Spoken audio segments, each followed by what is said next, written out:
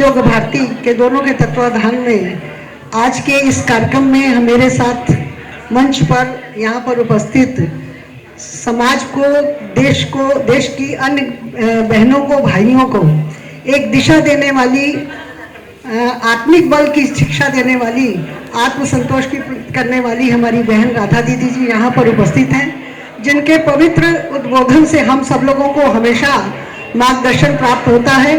और आज यहाँ पर भी हम आप सब बहनों को उनका मार्गदर्शन प्राप्त होगा। ये मेरे लिए बड़े सौभाग्य का विषय है कि मुझे भी उनका उद्बोधन सुनने का अवसर प्राप्त हुआ।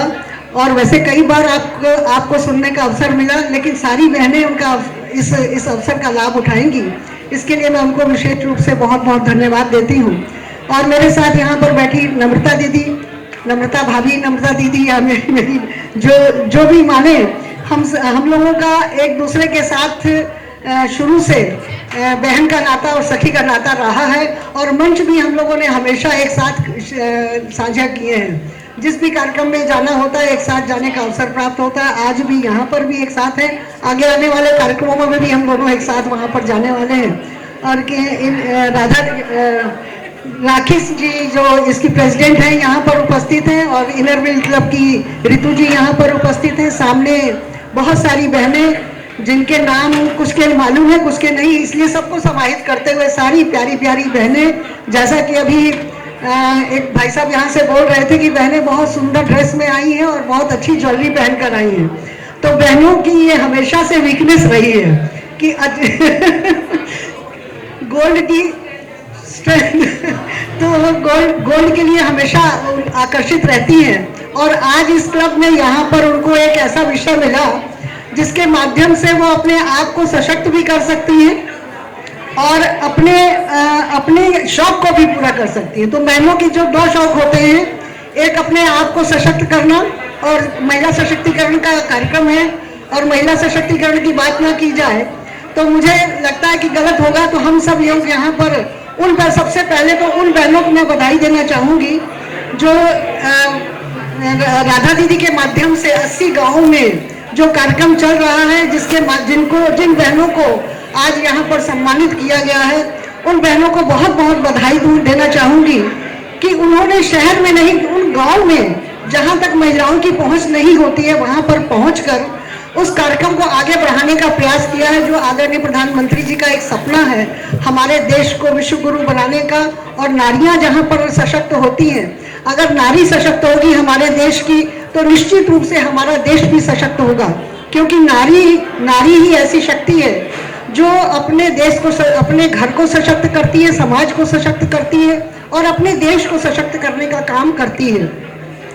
तो ऐसी बहनें यहाँ पर उपस्थित हैं जो देश को सशक्त करने का काम करती हैं, क्योंकि उनके अंदर गौरी शक्ति होती है, वो इस काम को कर सकती हैं। और इसीलिए नारियों पर माँ का स्वरूप दिया गया है नारी को। नारी एक माँ होती है, और माँ के अंदर एक जो भावना होती है, ममत्व की भावना होती है, उसके माध्यम से वह सारे समाज को भी जोड़ के रख सकती है। वैसे नारी हमेशा से सशक्त रही है, मैं तो हमेशा ये बात कहती चली आई हूँ कि नारी हमेशा से सशक्त रही है, उसे सशक्तिकरण की आवश्यकता नहीं है। आवश्यकता केवल इस बात की है कि वो नारी को अपनी शक्ति को पहचाने। नारी के अंदर शक्ति तो है, वो देवी के रूप में पूजी जाती थी, काली के रूप में जब आवश्यकता पड़ती है, अगर कोई व्यक्ति उसके साथ छेड़छाड़ या उसके बच्ची के साथ छेड़छाड़ कर दे तो वो दुर्गा का रूप तो है, और उस समय वो काली का रूप भी धारण कर लेती है। तो नारी हमेशा से सशक्त है और सशक्त रहेगी, लेकिन हमने अपनी शक्ति को पहचानना छोड़ दिया। अब आवश्यकता है उस शक्ति को पहचानने की, और उस शक्ति को पहचानने के साथ साथ अगर हम कहीं अपनी आत्मा को भी पहचानने लगे, जैसा कि राधा दीदी के माध्यम से हम सब पहचान सकते हैं, तो अपनी आत्मा को भी पहचाने और अपनी आत्मा को सशक्त करने के साथ साथ आर्थिक रूप से अपने परिवार को संबल प्रदान करने के लिए आर्थिक रूप से भी हम सशक्त हों, ऐसी कामना हमारे प्रधानमंत्री जी और मुख्यमंत्री जी ने की है।